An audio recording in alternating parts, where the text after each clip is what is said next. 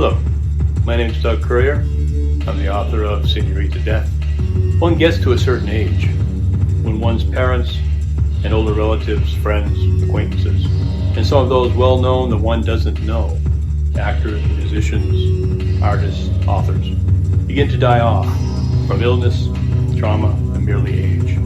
When this begins to happen and one recognizes it, one begins to ponder the inevitable, which seems more inevitable. Death. Senorita Death seems, in part, to be my whistling in the dark, a way of coming to grips with the fact that we will all die. So I'll read you a couple poems from the collection. Addiction. I'm too old to be addicted to anything but death. So varied, so close.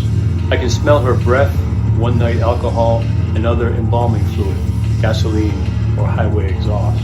She had me at birth, and even when I ignored her, I didn't. Who can forget his first love, his out, his exit, his ride home? That beautiful woman at the curb, motor running, ready to floor that son of a bitch into oblivion. This was entitled Building a Death.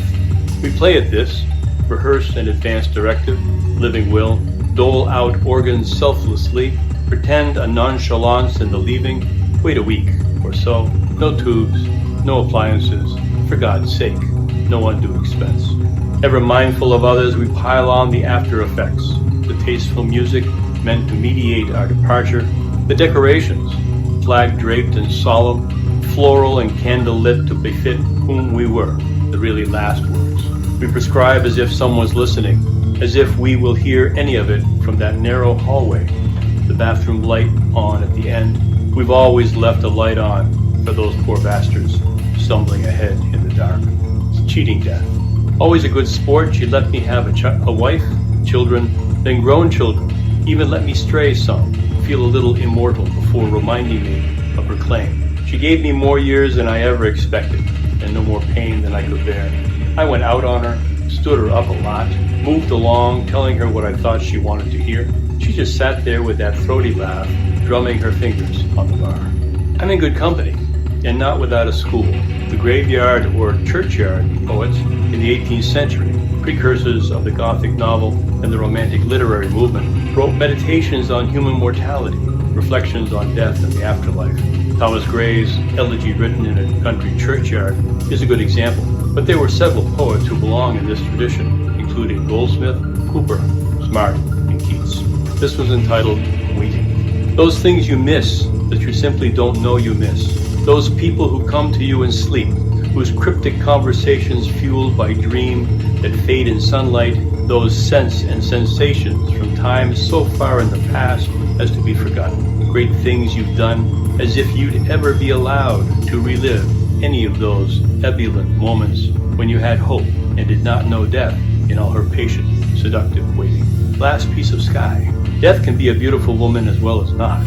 It helps to personify this final piece before the jigsaw puzzle no one can predict is complete. Almost finished, that last piece of sky, fallen as it has under the table, and such a pain in the ass to get at.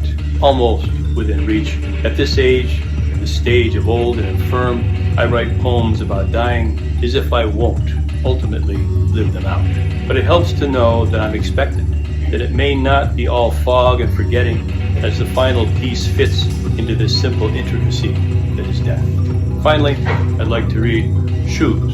This has an epigraph from a poem by Joy Harjo entitled Death is a Woman. I can already see my own death trying on my shoes and leafing through my books as if she were in a dentist's waiting room with nothing better to do. My shoes won't fit, but that does not stop her rifling my closet, gauging the size of my life, trying on hats and scarves and jackets in the mirror at the end of the hall. She goes through the drawers of my desk, at best with idle interest, palming whatever is small enough to take that won't be missed. She's unworried. She's nonchalant. She knows how it all ends. She knows she won't get caught. Thank you, and I hope you enjoy Senorita Death.